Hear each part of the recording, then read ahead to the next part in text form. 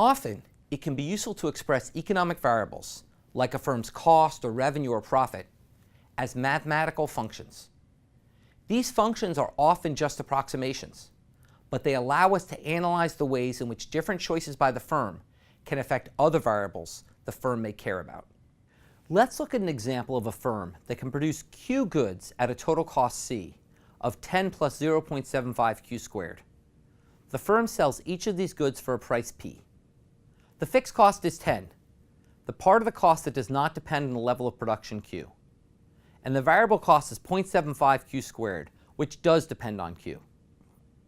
The marginal cost is the derivative of the cost function of 1.5 Q. And the marginal benefit, which in the case of a competitive firm is the marginal revenue, is simply the price. Remember that to maximize profit, the firm wants to set the marginal benefit equal to the marginal cost. So the firm will choose Q such that P equals 1.5 Q. Now let's assume the market price of the good is high, say $15. P equals 1.5 Q, so the firm chooses Q equal to 10. The firm makes $15 for each of the 10 units it produces, for a total revenue of $150. And it incurs a cost of 10 plus 0.75 multiplied by 10 squared, or $85. The firm makes a profit of $150 minus $85, or $65. Not bad. But what if the price fell to only $3? The firm would still choose Q to make marginal benefit equal to marginal cost. So it chooses Q equal to 2. Now revenue is only $3 times 2 units, or $6.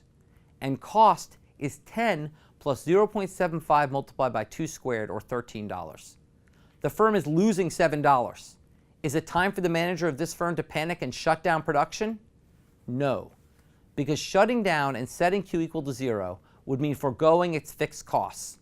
If the firm doesn't produce anything, it stands to lose all of its fixed costs, or $10. And losing $10 is even worse than losing the $7 it would lose from keeping production going.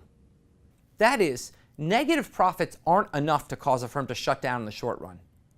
To justify shutting down, you need negative profits that are larger than the fixed costs you forgo by shutting down. When will this be true? A firm should shut down in the short run only if its revenues is less than its variable cost. That would mean the firm can't even cover its variable costs, let alone its fixed costs.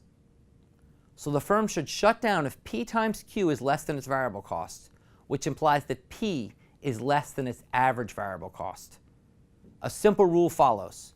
When price falls below the minimum average variable cost, shut down. In our case, the variable cost is 0.75 Q squared, and the average variable cost is that divided by Q, or 0.75 Q. Recall that the firm chooses Q to set marginal benefit P equal to marginal cost 1.5 Q. So Q equals P divided by 1.5. And when the firm is maximizing profit, the average variable cost is 0.75 times P divided by 1.5, or 0.5 times P. So when will the price P fall below the average variable cost? In this particular case, it never will. P will never be below 0.5 times P, so this firm shouldn't shut down even if the market price of the good falls significantly. The firm may cut production by a lot, but in this case it will never want to set production to 0 and shut down completely.